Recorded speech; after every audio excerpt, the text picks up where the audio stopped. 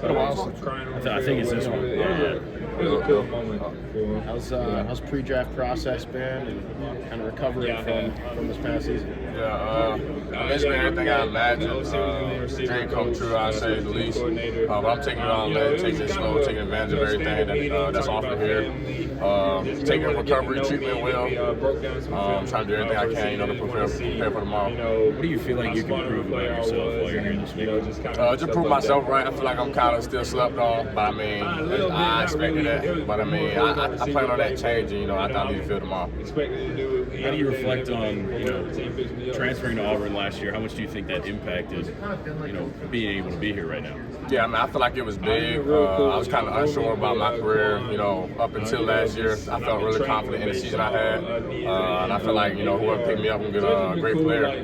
Like I said, I'm still slept on, but I plan on that change after tomorrow. Where do you think you improved most in the past year? I'd just say my confidence level went back up, my playmaking ability, proving that I can always do contested catches, make people miss, make tough catches in general and be a playmaker for my team. I feel like that's something I've been capable of since I got to college, but wasn't able to showcase it as well as I thought. So, I mean, just proving to myself, I feel like I, opened a lot of eyes. What was the difference maker for one program? I'll probably just say just my relationship with Coach Davis. I feel like he played a big part in it. I got Coach Davis, Coach Moko. He just the support staff at Auburn. I feel like they were big. They always had my back. They always showed me a lot of love. And then the team in general had a lot of confidence in me. They made me feel that way every day, and I feel like it translated from practice to the game, and ultimately to have one of my best seasons. How did Jordan think, the guys like Malcolm? Yeah, so I mean that was a big reason I went there. Coach Davis let me know there was going to be a lot of freshmen. He wanted me to come in and showcase my leadership early on, and I feel like that's what I did. Took advantage of that. Them guys called me Hawk. I called him Little Bro. Cam just sent me a text yesterday, telling me lock in, this is what you dreamed of. So I mean that just goes to show his character and the impact I had on him. But I had an impact on the whole room. I mean, I came in there ready to lead, ready to help guys reach, their max potential, compete, and push everybody to be their best. What's your relationship been like with those Penn State guys you used to play with? Do you still keep in touch with them? Yeah, I seen all of them here. KJ was back there, T. Warren, Kobe, Jay Reed, all of my guys. I went to Penn State 4 years. I built lifelong relationships there. And, them guys wish me luck. They happy for the season I had. I'm happy for them. So I mean, it's still mutual. It's still all love. And, we all want to, reach the end goal, which is the NFL. Do you still communicate with the coaching staff at Penn State? Coach Higgins, he was my receiver coach my last year, and I got a lot of respect and love for him, his wife, his kids. So I'm still keeping contact somehow. What do you want to do this I'm a big-time playmaker. I'm one of the best in the country, if not the best. Like I say, it's a lot of people sleeping. But I mean, I love challenges. I love doubt. I've been facing that since I, got into the football world. So I mean, it's all cool and it's all love. But I'm gonna prove a lot of people wrong. But especially prove myself right. Did you meet the Cowboys? Did I meet Cowboys? I believe so. Formal? Not a formal, informal. What was that meeting like? What did you make of Junior Adams? See, I can't really remember it specifically, but I mean, it was great meeting with all the teams. They asked me questions. Some drew up plays. I recalled them back like it was nothing. So I mean, it was a great experience overall. Taking my time with each coach. Just being me. Having that genuine connection with them, letting them know what I'm looking for, answering questions. And whoever picked me up, they picked me up. Now that you've been almost a year, can you kind of take me through the process of what it was like to enter the transfer portal, given that it was a little late, and how exactly that worked, and why you did that? So it was after spring. I stayed at Penn State to graduate. That was the the main goal for me, my mom. That's why I went to Penn State, to get a Penn State degree. So like I say, spent 4 years there, then I decided to transfer after spring.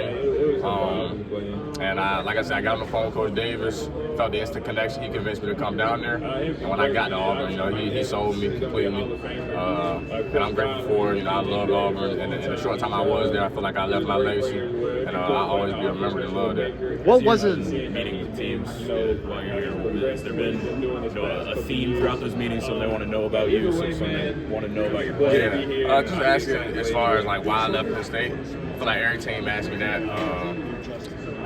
I feel like that's the biggest thing.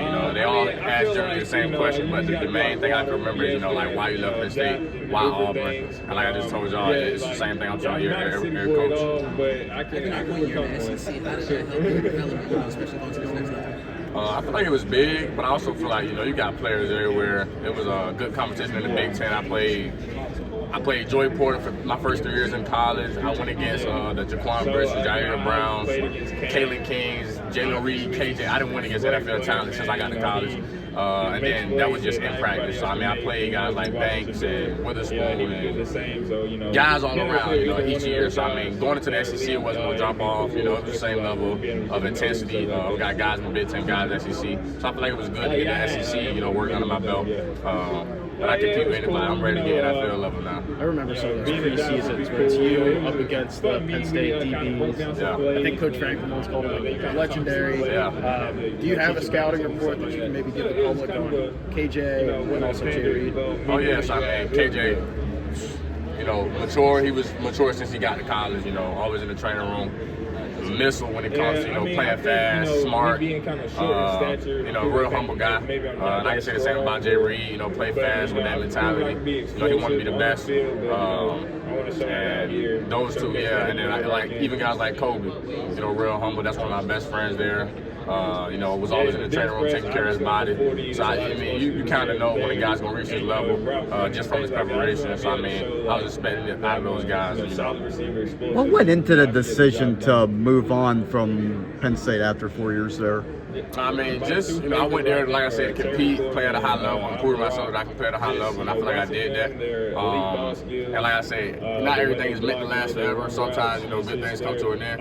I spent 4 years there, I graduated, which is the main goal, and just decided to, look for a new option my 5th year. I just wanted to, reach that level of who I knew I was. So you obviously had a great year at Auburn. Penn State had a great year, almost getting to the national championship. Yeah. Would you say that, knowing all that, would you still handle it the same way if you could have done? Yeah, so going into it, you can't live with regret. That's one thing me and my coach talked about. If you make the decision to stay or leave, you got to live with however it played out. So if they win the Natty, like I say, I'm cheering for the guys. I'm texting them. I was rooting for them to win the Natty. I still got, best friends on that team. So it's no regret. It's no nothing like that. I made my decision and I'm living with it. So obviously there were some struggles in that receivers room. Do you feel that had you been on the roster, that could have been the difference in them getting to the national championship game, maybe even winning it? Hey, that's something for y'all to answer. The world may never know. You free to kind of play some of the younger guys in the secondary. Who kind of surprised you in that back half of the season? At Auburn? You got guys, so I always forget the corner name, 23. Freshman All-American, though. We went at it every day, and I challenged him every day because I seen it in him. He had to get thrown in the fire early. I guess it was some injuries on the defensive side. So he played early and he stepped up to the plate. And like I say, freshman All-American, you got the safety. Yeah. You got the safety 18. I'm Brand. I can't think of the guy's name. Yeah, Caleb. Yeah, that's my guy. Real mature for his age. We had talks in the hot tub, cold tub. He asked me questions about the process and coming from Penn State. So it was a lot of young guys on the team in general, and I guess they looked at me for that kind of some advice and all of that. But there's a lot of freshmen that stood out. You got blocking on the D-line.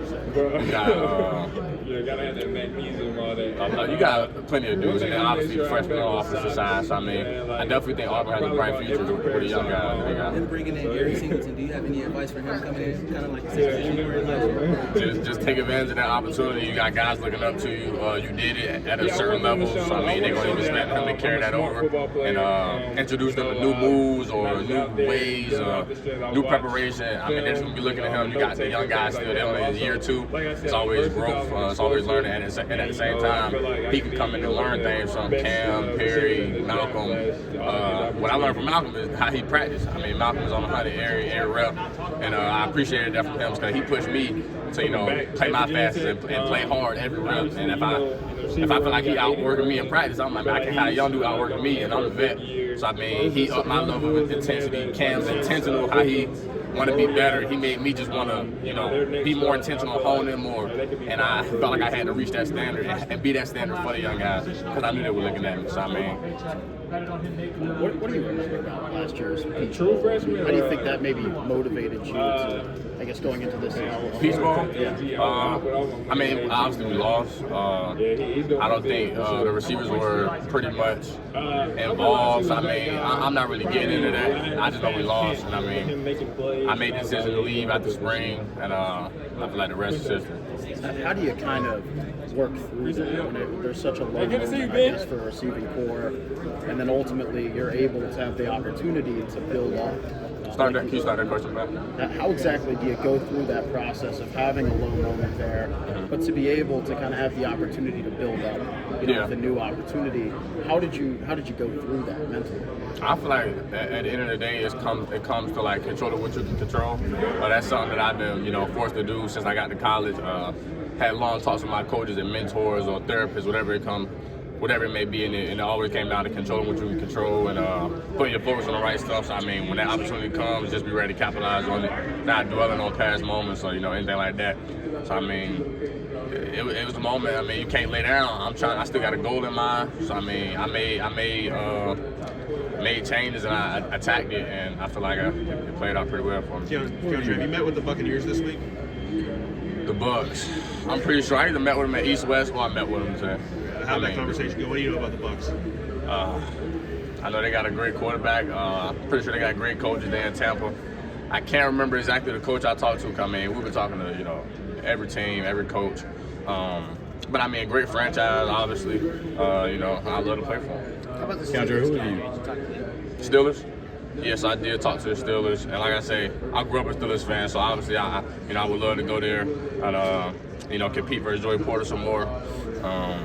Yeah, great franchise. Did you talk to Jerry about possibly getting back together as teammates? So I haven't talked to him about it though, but he knows I'm entering the process. I mean, he knows the possibility, so I haven't talked to him about it though. Who have you leaned on in this process? Who have I leaned on? Yeah, former teammates who have kind of guided you through. I say just the people in my corner, whether it's my uncle who been at the highest level, played, and is a legend at this level, and then you got my coach who's an immediate mentor for me. He's here. I got to see him today. So it's just the people in my corner. I say my mom's not the most football savvy. My mom's whoever I get drafted to, she's all smiles, she's all love. So I mean, I would say just leaning on the people who mean most to me, which is my coach and my uncles.